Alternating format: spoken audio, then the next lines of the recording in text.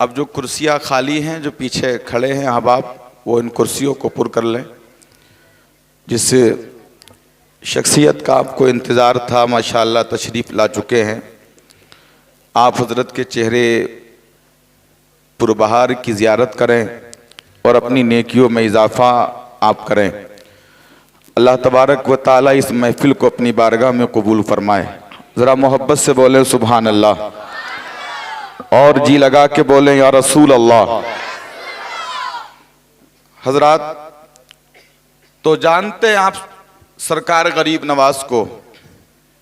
जब कई साल आपके मुर्शिद ने मुजाहिदात कराए और उसके बाद इस मंजिल को पहुंच गए कि बेटा जमीन की तरफ देखो, दो उंगलियों के दरमियान से आसमान की तरफ देखो, तो आप जानते हैं कि सरकार गरीब नवाज ने जमीन और आसमान की तरफ देख के अपने मुर्शिद से कहा कि हजरत आसमान को देखा तो अर्शे मुअल्ला नजर आ रहा है और जमीन को देखा तो तहतुस्सरा नजर आ रहा है ना।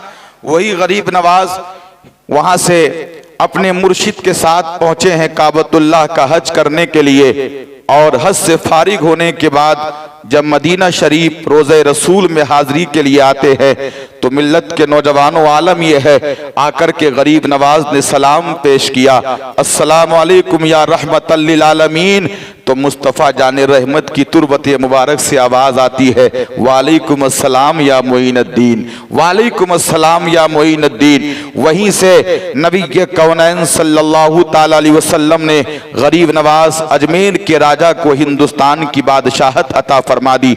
चंद दुर्वेशों के साथ आपने हिंदुस्तान का सफर किया, और आलम यह है कि जब हिंदुस्तान का सफर आपने किया तो हिंदुस्तान से एक बादशाह कई बार हमला करने के बाद वापस जा रहा था। इधर से चंद दुर्वेशों की जमात को जब आते हुए देखा है तो उसने कहा, ये कौन है जो चंद लोग आ रहे हैं और हिंदुस्तान उस मुल्क की तरफ आ रहे हैं कि जिस मुल्क में नबी के कौनैन का कलमा पढ़ने वालों मुसलमानों के लिए रहने की जगह नहीं है, जिस मुल्क में ना कोई मस्जिद है ना कि दूसरे मामलात हैं। नबी के कौनैन का कलमा पढ़ने वालों, कहा बुला के लाओ। जब इन चंद दुर्वेशों को बादशाह ने अपने पास बुलाया, कहा कहां जा रहे हो? जवाब मिला, हिंदुस्तान पे हुकूमत करने के लिए। तो बादशाह कहने लगा, मुझे देखते नहीं हो 3 हमले किए हैं और कई लाख की फौज मेरे साथ में है। और मिल्लत के नौजवानों कहने लगा कि मैं फौज लेके वापस जा रहा हूं। सरकार गरीब नवाज ने कहा है कि तो हिंदुस्तान में आया था तो तलवार लेके आया है, मैं मुस्तफा का किरदार लेके आया हूं। मैं हिंदुस्तान में मुस्तफा का किरदार लेके आया हूं।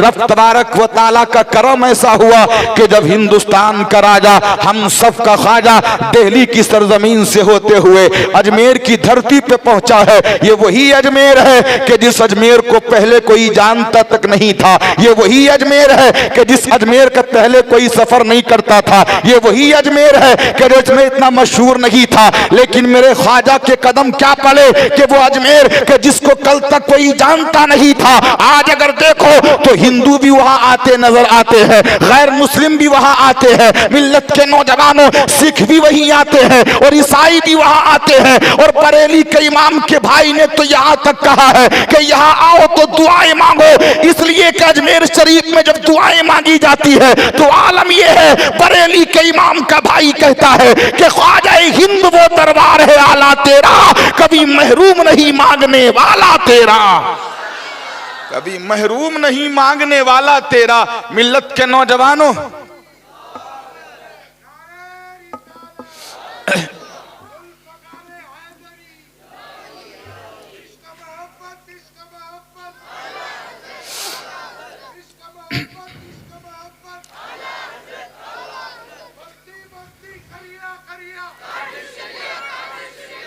सुभान अल्लाह। हजरात, अब एक चीज यहां बता दूं, फिर इंशाअल्लाह मैं अपनी गुफ्तगू करूंगा। आज एक बहुत अच्छा उन्वान मैं अपने जहन में सोच के भी लाया हूं। और 3 दिन पहले यहां हमारे हाजी साहब हैं, बहुत करीबी, इन्होंने कहा, हजरत दिल करता है, एक जमाने से हमने सुना नहीं है कि नबी के साथ नबी के सहाबा का इश्क किस तरीके से था, नबी के कौनैन के सहाबा किस तरीके से मुस्तफा पर अपनी जाने कुर्बान किया करते थे, कैसे नबी के कौनैन की अदाओं को देख के मुस्तफा मुस्तफ़ा के सहाबा जिंदगी गुजारते थे। तो मैंने कहा ठीक है, रास्ते में आते वक्त भी कहा, तो मैंने कहा ठीक है इंशाअल्लाह हम नबी के सहाबा के इश्क रसूल आप बयान करेंगे और इस तहत पे बयान करेंगे कि अगर मोहब्बतों के साथ आपने सुन लिया तो नबी के कौनैन का कलमा पढ़ने वालों तड़पोगे आप, मचलोगे आप। इसलिए कि दुनिया में कोई आदमी अपने लीडर से इतनी मोहब्बत नहीं करता, किसी मिल्लत के नौजवानों कोई पीर मुरीद अपने पीर से इतनी मोहब्बत नहीं करता।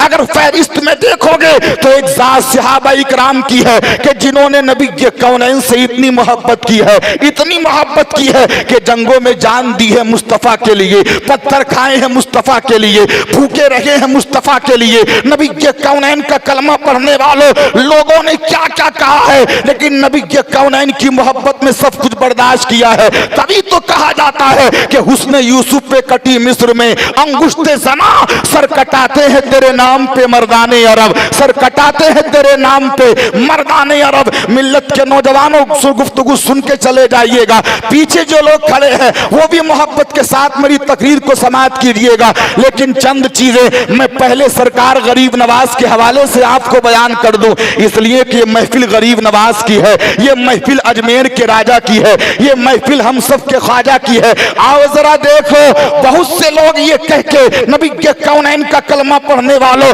तुमको बरेली से दूर किया करते हैं। देखो बरेली वाले अपने स्टेजों पर गरीब नवाज का जिक्र नहीं करते, ख्वाजा गरीब नवाज का जिक्र नहीं करते, फुला का जिक्र नहीं करते, इनकी परवास तो बरेली के इमाम तक रहती है। हम ऐसे अकल के अंधों को जवाब देना चाहते हैं, अल्लाह की इज्जत की कसम बरेली के इमाम ने जितनी मोहब्बत गरीब नवाज से की है इतनी मोहब्बत कौन कर पाएगा, जितनी गौसे पाक से की है इतनी मोहब्बत कौन कर पाएगा। आओ जरा देखो तो सही, सरकार आला हजरत के पास में एक सवाल आता है, और क्या सवाल आता है, हम तो कहते ना अजमेर अजमेर, हम तो ख्वाजा के नाम से पहले हजरत भी नहीं लगाते, हम तो ख्वाजा के नाम के बाद में मोइनुद्दीन के बाद में और कुछ भी नहीं लगाते, बस ख्वाजा साहब कहते हैं, अजमेर जा रहे हैं यही कहते हैं। सरकार आला हजरत के पास एक सवाल आया कि बरेली के इमाम आप ये बताओ कि अगर कोई आदमी अपने मदरसे के बोर्ड पर अजमेर के आगे अजमेर शरीफ ना लिखे,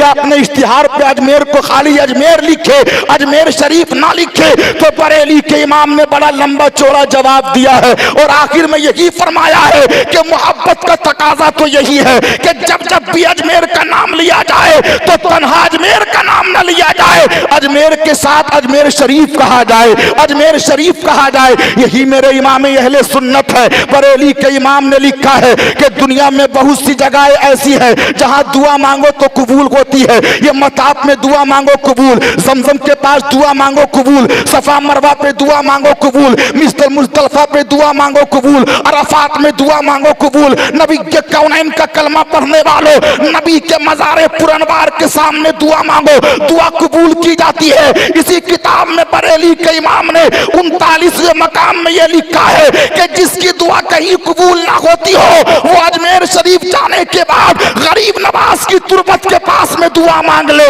बरेली के इमाम कहते हैं अगर कहीं दुआ कबूल ना होती हो तो गरीब नवाज की तुरबत के पास में मांगी हुई दुआ को अल्लाह तबारक व तआला कबूल फरमा लेता है, इसलिए कि वो शहंशाह का दरबार है, वो बादशाह का दरबार है। तभी तो एक शायर ने कहा है कि तेरी जमीन तेरा आसमान है ख्वाजा, इसीलिए तो ये भारत महान है ख्वाजा। तेरी जमीन तेरा आसमान है ख्वाजा, इसीलिए तो ये भारत, बोलो भाई ये भारत महान है ख्वाजा। हजरात आइए अब गुफ्तगू शुरू कर रहा हूं। दुनिया में आशिक तो बहुत हैं, बोलो भाई बहुत है दुनिया में आशिक, बहुत हैं मोहब्बत करने वाले, अपने